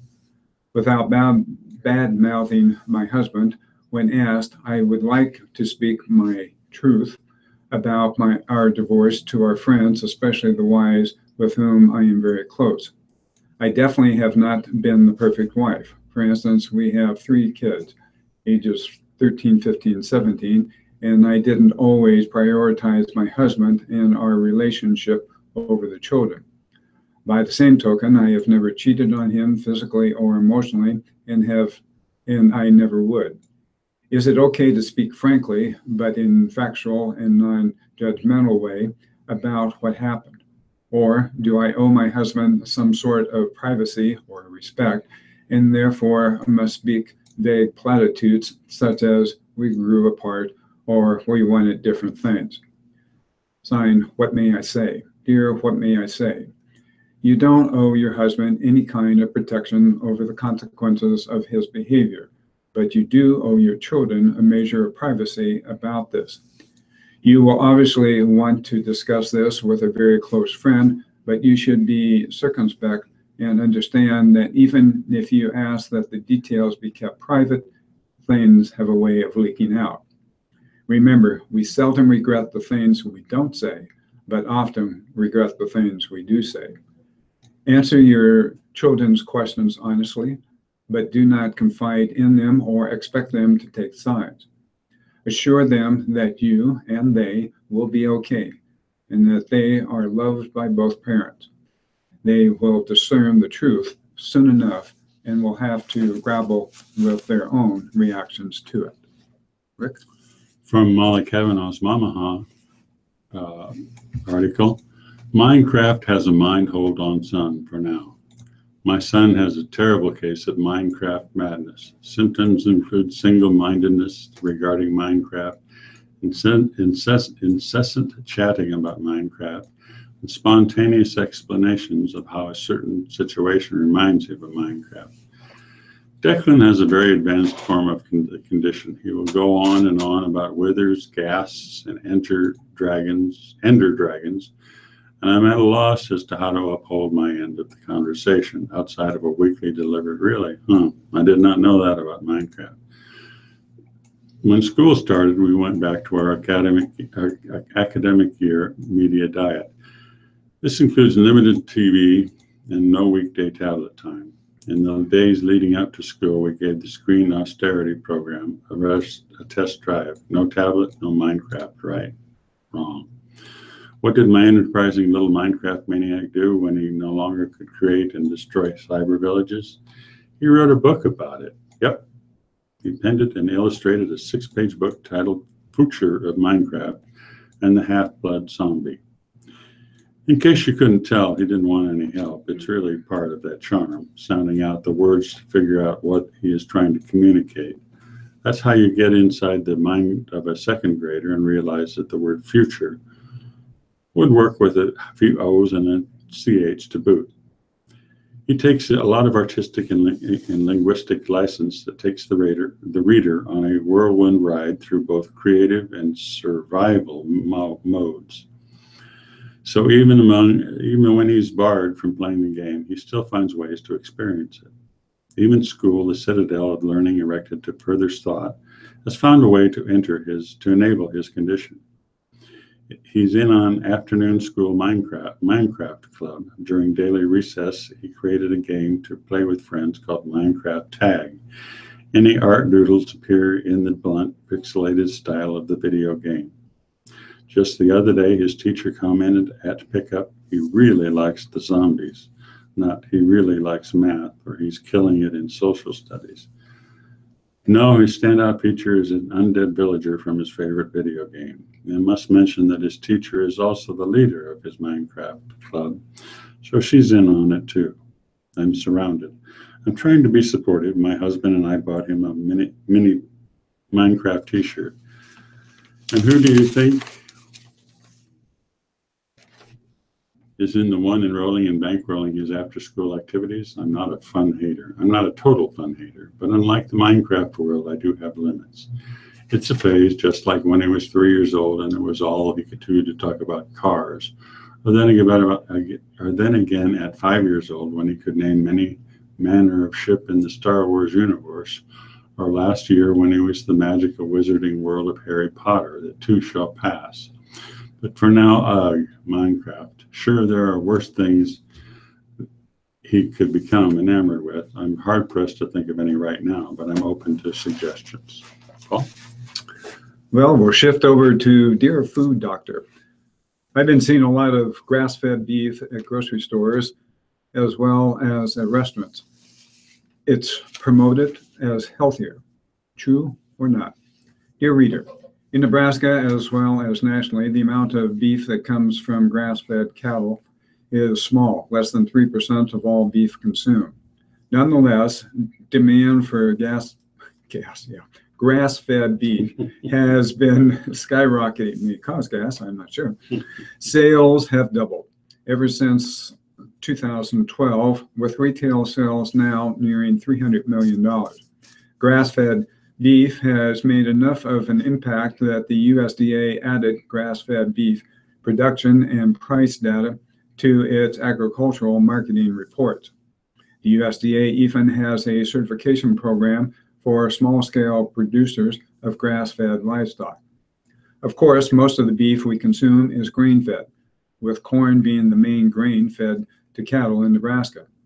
After all, much of the corn grown in the Cornhusker State is fed to livestock, not humans. Even corn-fed cattle, however, spend their first year on pasture or range eating grass or forage. It's typical when they move to the feedlot when corn feeding occurs. So-called finishing rations are especially formulated to provide efficient weight gain and consistent quality. Perhaps most importantly, corn feeding imparts the marbling, flavor, and tenderness consumers expect. A century ago, before there were feedlots, cattle everywhere were on pasture. In many of the cattle-producing parts of the world, including Australia, New Zealand, and most of South America, grass feeding remains the norm. Several reasons account for the recent popularity of grass-fed beef. As you noted, there are nutritional differences between grass and corn-fed beef. Steaks and roast from grass-fed cattle are generally leaner than those from corn-fed cattle. However, fat content can vary based on other factors. In addition, grass-fed beef may contain a bit more omega-3 fatty acids and conjunctivated linoleic, linoleic acid, CLA, than corn-fed beef. These are considered to be heart healthy. This issue is not entirely black and white, however. Corn-fed beef actually contains more of the monounsaturated and polyunsaturated fats that are also considered healthy fats. Another reason is perhaps more aesthetic. Consumers eventually like the idea of cows grazing on pasture rather than feedlots. This is not always the reality, as grass feeding does not necessarily occur exclusively on pasture. A relatively small amount of grass-fed beef is organically raised, and that may also appeal to various consumers. These same preferences exist in cage-free eggs, free-range chickens, and wild seafood. Finally, there are definite differences in quality attributes between grass and corn-fed beef. Beef flavor and quality depends in part on the breed and genetics of the cow. The cut and cooking method are also important, but there is no doubt that what the cow eats also affects flavor. Thus, grass-fed beef is typically described as earthy, green, or grassy. Beef from pasture-grazing cattle may even pick up clover, onion, garlic, or other flavors. However, this is not necessarily a bad thing. Taste preferences can be personal. If you've grown up with grass-fed beef, then corn-fed beef may not be to your liking. The reverse is also true. Indeed, the green, grassy flavor of grass-fed beef is not everyone's cup of tea. Finally, tenderness, juiciness, and color are also important properties that can also vary between grass and corn-fed beef.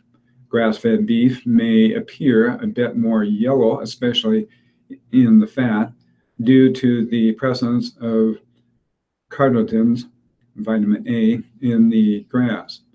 Grass-fed beef can be slightly less tender and a bit chewier, as cattle on pasture are somewhat older and have less fat.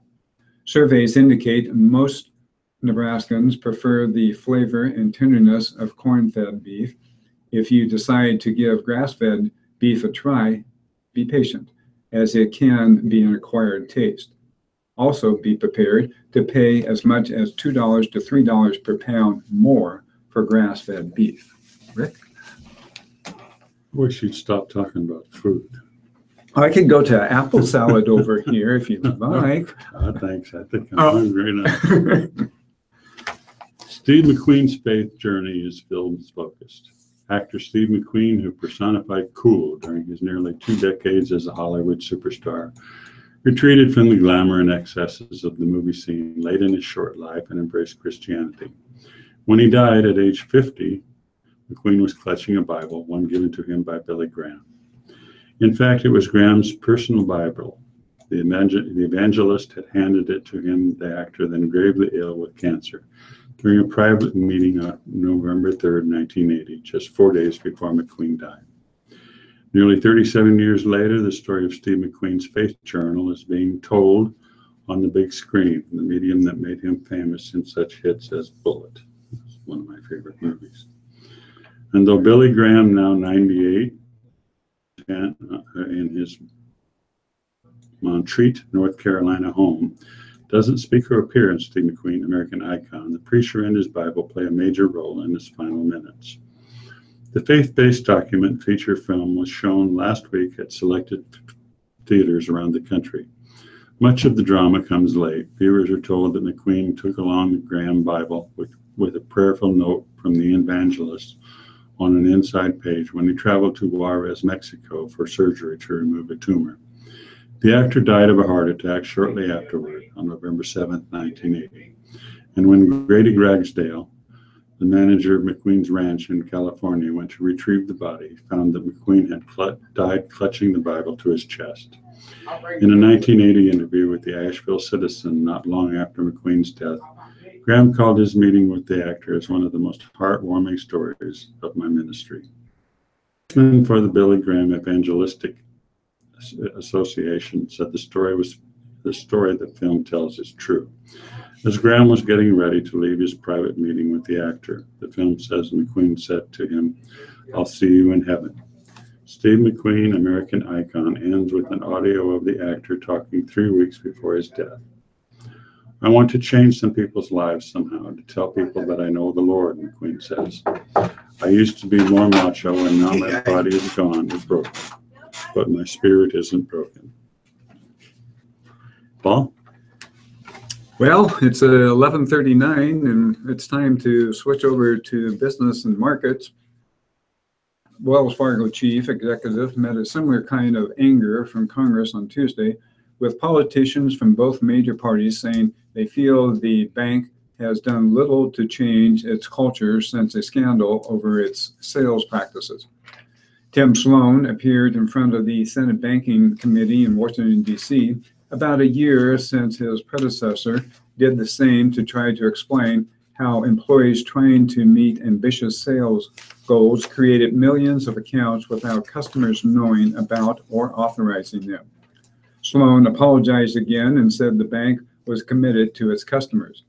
Some lawmakers weren't in a forgiving mood.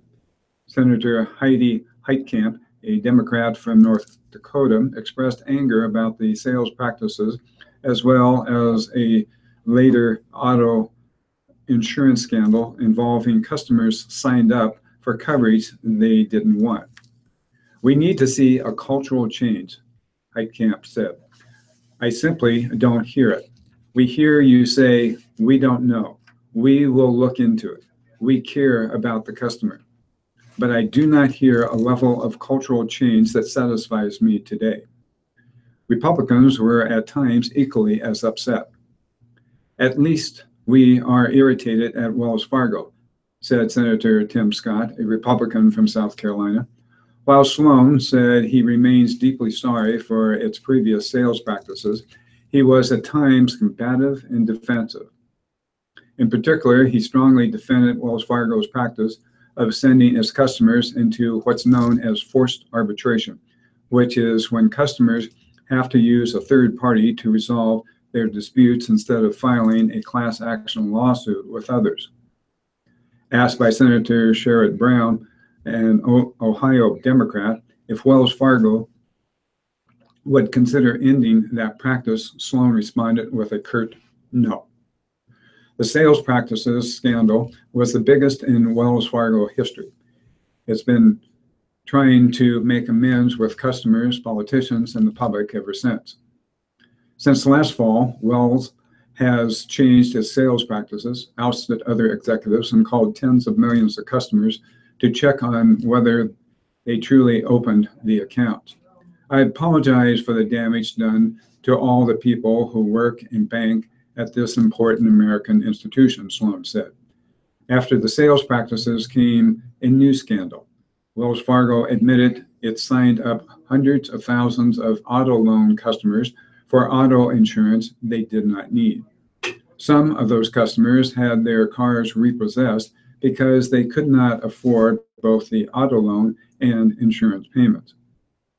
Democratic Senator Elizabeth Warren of Massachusetts, a vocal critic of Wells Fargo, called for Sloan's firing. At best, you are incompetent. At worst, you are complicit, Warren said, and either way, you should be fired. Rick? Buffett leads the cheers for redevelopment project. Someday, Omaha's 75 North Street redevelopment project may be a model that will overcome skeptics' doubts about converting oceans of despair into chances for a decent life, Warren Buffett said Tuesday of the project on the city's north side.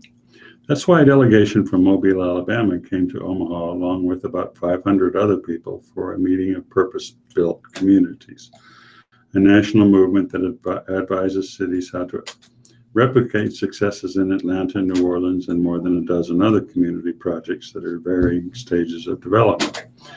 Brianne and Grant Zarzor, the husband and wife co-founders of the Fuse project in Mobile, heard Buffett describe his dreams for people who are left behind by the U.S. free enterprise system. Mobile's plan is in its infancy, Grant Zarzor said, but has a location in mind and is lining up community partners. The big takeaway from the Omaha meeting, he said, is that working with the public school system can reach more children than starting a charter school. You've got to have the right people, Zarzor said. If they see a boundary they can't get to it, they won't stop. Every city is unique, said Solomon Davis III, a Fuse board member, but the purpose-built model is proving to be very portable. You do not need that one piece, that calm present, that one guy. You do need that one piece, that calm present, that one guy who has the political capital to be a cheerleader for it, David said. In a 45-minute talk with CNBC, interviewer Becky Quick after lunch at the Hilton Omaha, Buffett said he was among the skeptics when he first heard about anti-poverty efforts by Tom Cousins, an Atlanta real estate developer whose East Lake project sparked the purpose-built system.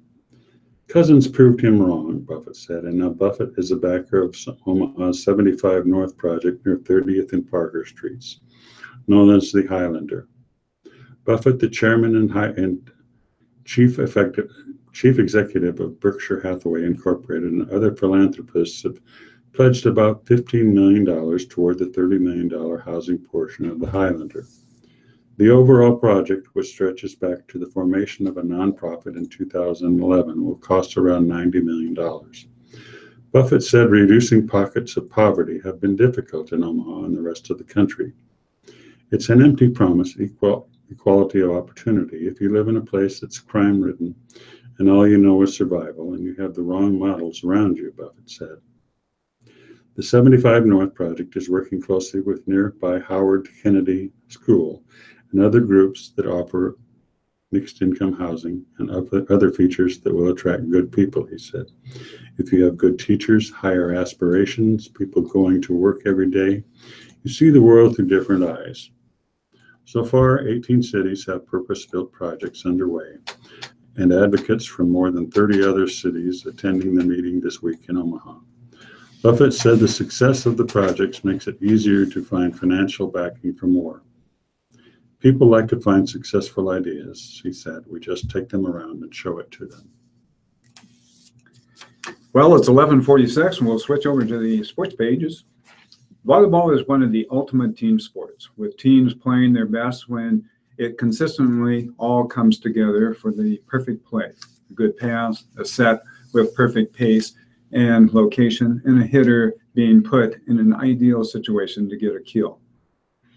Nebraska has used improved team play to put together one of the program's best stretches, with 3 wins against top 10 teams in a 2-week span.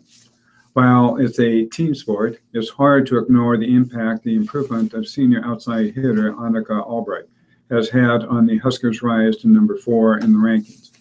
After a rough first 2 weeks of the season, when it came to her effectiveness as a hitter, Albright has staged a major turnaround.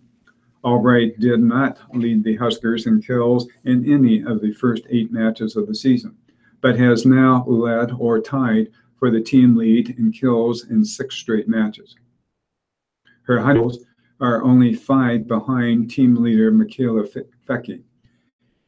And in Big Ten matches, Albright ranks 5th in the league in kills per set, 4.29. Setter Kelly Hunter said she can set Albright and feel like she's going to do something really good with it. She's kind of been a stud lately, Hunter said. This season, Albright stepped back into the role as a full-time outside hitter after being a back row sub for most of the previous 3 seasons. To start the season, Albright was trying to do too much, Nebraska coach John Cook said, and trying to play like she's a 6'3" outside hitter who can pound ball to the floor with ease when she can't. She needed to embrace her limitations as an attacker and be smart and creative. Listed at 6 foot, Albright is smaller than most Big Ten outside hitters. At least part of Albright's turnaround can be traced to her time spent studying film of male volleyball players who are undersized. First-year assistant coach Tyler Hildebrand asked Albright to come watch video of a player he wanted Albright to learn from. The player was Michael Kubek, who plays professionally in Japan and with the Polish national team. I was playing with him in Israel, and they wouldn't let him play on the national team because he was too small. And he was really pissed off, Hildebrand said. And 5 years later, I go to the World Championships with the U.S. men, and he's the Polish national team captain. And now he's one of the top 8 outside hitters in the world. Hildebrand had Albright study Kubek because he was making the most out of his size. He's listed at 6'3", which is really short for the men's game. If you're small, you've got to find different ways to kill the ball, and he's done that, Hildebrand said.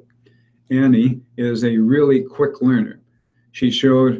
We showed her some things, and she picked it up really fast. You never know how that's going to go when you start changing some things, but for Annie, it's worked. The goal was for Albright to watch film of Kubek and then herself 5 days a week for the month of September, and she's done that. It started with Hildebrand, but later included the rest of the coaches. Some of the video was of Kubek playing in the Olympics, and they also watched a male player from Argentina. It was a learning experience, and everyone had to be willing to work with me because it wasn't working at first. And in practice, I wasn't able to do the shots and be successful, Albright said. Coach Cook had to trust that what we were doing was going to work. And my teammates did too. And they had to cover a lot more. But it's been good. From the film sessions, Albright saw the various shots Kubek used to be effective. And she's been doing that more in matches, scoring on shots off the blocker's hands and dropping off speed shots in the back corner of the court. Since Albright began working extra, she's changed her approach steps and a few of her shot selections. Walking out to the meeting, Albright said she had an open mind to try some new attacks and see if it would work. Kubek was doing these shots on these guys who were just towering over him. And they seem so easy and so simple on film, and they are, Albright said. In real life, they are, and Tyler was saying, yeah, I've seen him do it. He just works it. And he doesn't even seem like a small guy because he's just so smart. He's just outsmarting the guys. It was cool to see someone who is extremely undersized.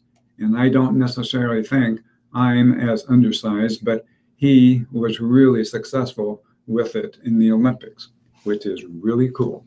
Rick? Well, Paul, you and I are both about 6'3", so hearing that we're small is kind of interesting. Well, for guys, apparently, For we're guys, small. yes. Yeah. The Badgers in 3-4 helped to beat them. 5 weeks into the college football season, Wisconsin's defense has a standing statistical reservation among the nation's best.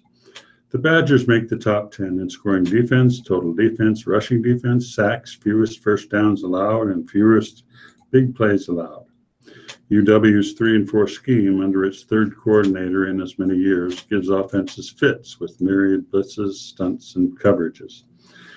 Nebraska offensive coordinator Danny Langsdorf calls Badgers defense the best easily his team has faced this season.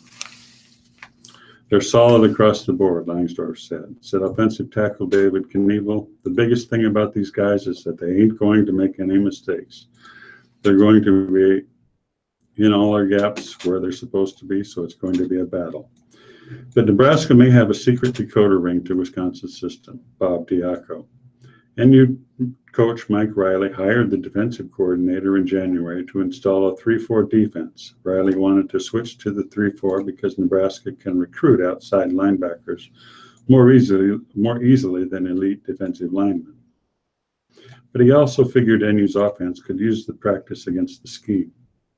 Across their last 3 games against the Badgers, the Huskers have averaged 3.97 yards per play, 1.92 yards per play less than their 3-year average. So Diaco's presence and his system is disposed to prepare Nebraska for what Wisconsin might do. It helps us out a lot going against it in spring and fall camp, especially for so many reps, quarterback Tanner Lee said. It helps our offensive line out, mixing up looks and different stunts and blitzes and things. Langsdorf, Riley, and players agree that preparing for the 3-4 defense, where the 3 down linemen are stationed over the center and tackles, flanked and supported by 4 linebackers, tends to be harder than a 4-3. They said it's also easier for an offense that faces the 3-4 in practice to prepare for a 4-3 cold than it used to be for NU to prepare for the 3-4 after seeing a 4-3 in practice. In his early coaching days, Riley was a defensive coordinator and used the 3-4, although it may have been closer to the 2 defense favored by most college programs in the 1980s.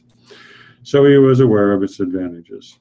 Throughout his coaching tenure at Oregon State, and for his first 2 years at NU, he was a 4-3 guy, using a 3-man line only in third down to prevent situations. Under Diaco, the Huskers stick with the 3-4 quite a bit, though they'll shift to a 4-man line in sub-packages. So will Wisconsin. In a nickel situation, it can morph into a 4-man front, Riley said. Husker linemen reporters, and Diaco was more exotic with his pressure packages, twists, and wrinkles than he has been in the games themselves. And NU's offensive line, especially in third down drills, struggled to keep up. It was fun, right guard Tanner Palmer said, also a little frustrating. Left guard Gerald Foster agreed. Coach Diaco has given us every look you could possibly have, Foster said. So hopefully we won't get surprised by anything that comes that way.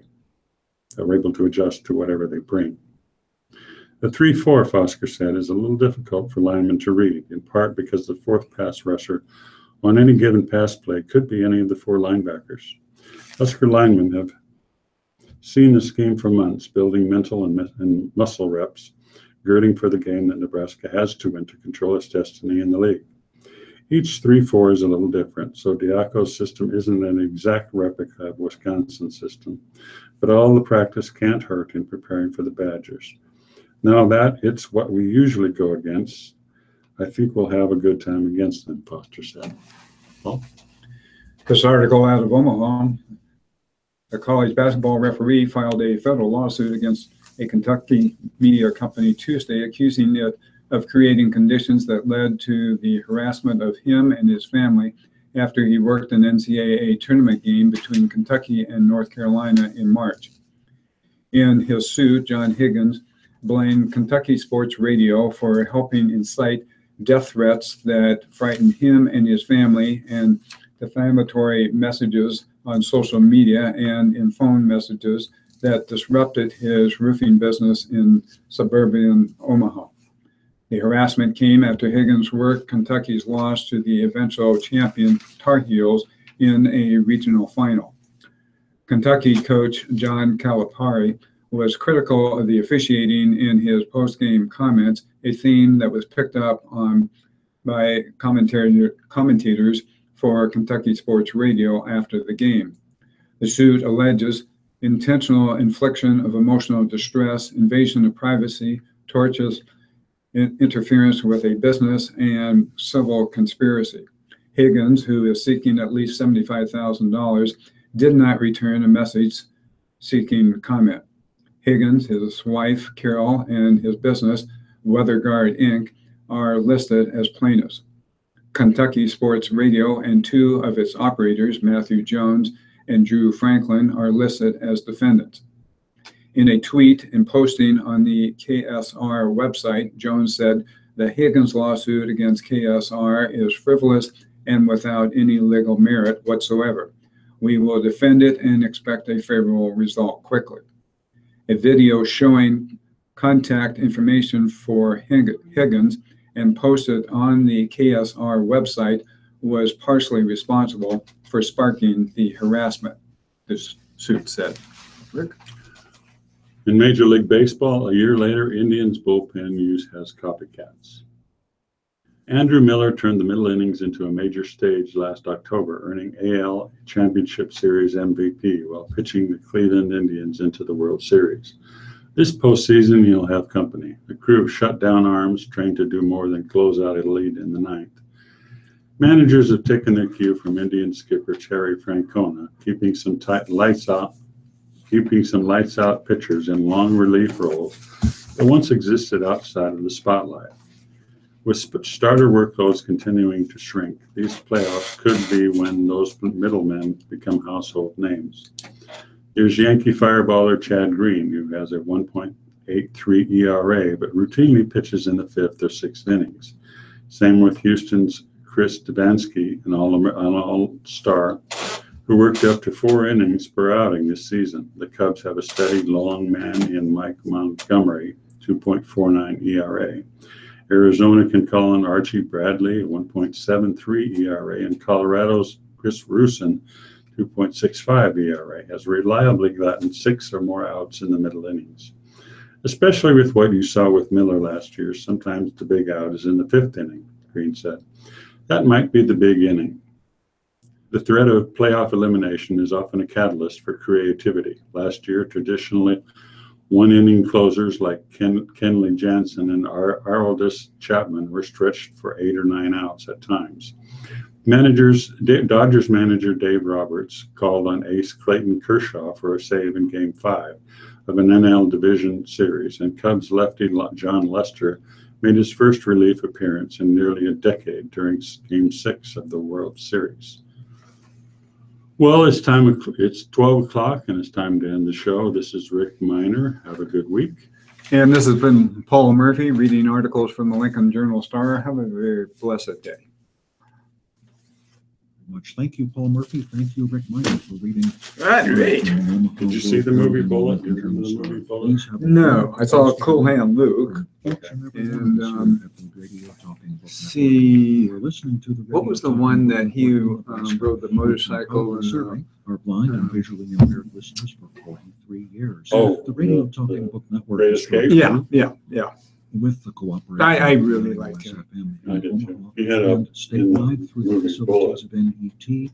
which is one of my favorite shows. It was the very first of Stay the tuned for this chase scene. Oh, Cars Let's chasing each grocery other. ads. And this Mustang was a fastback Mustang.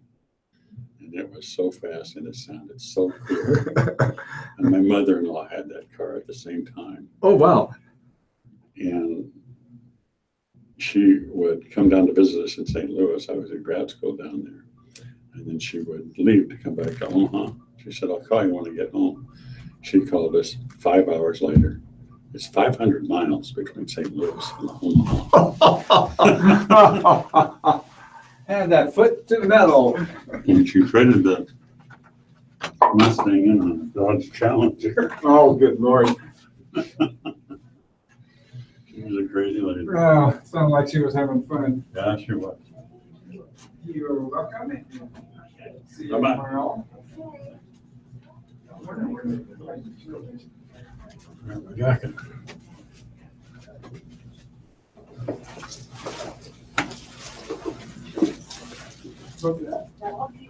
Oh, no kidding. Thank you, thank you. Yes.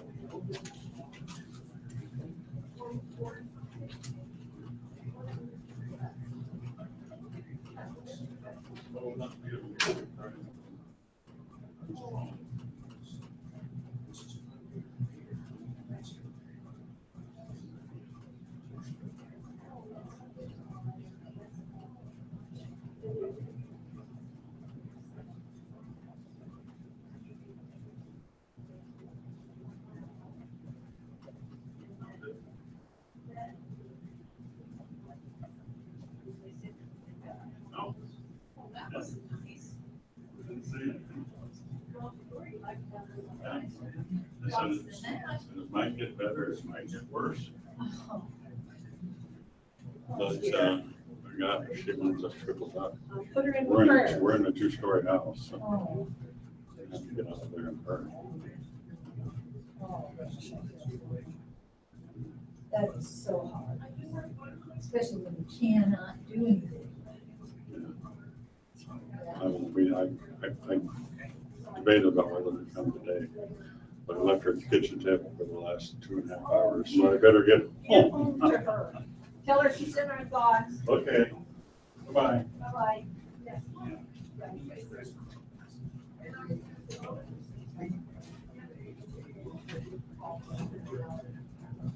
Okay, all right, cool.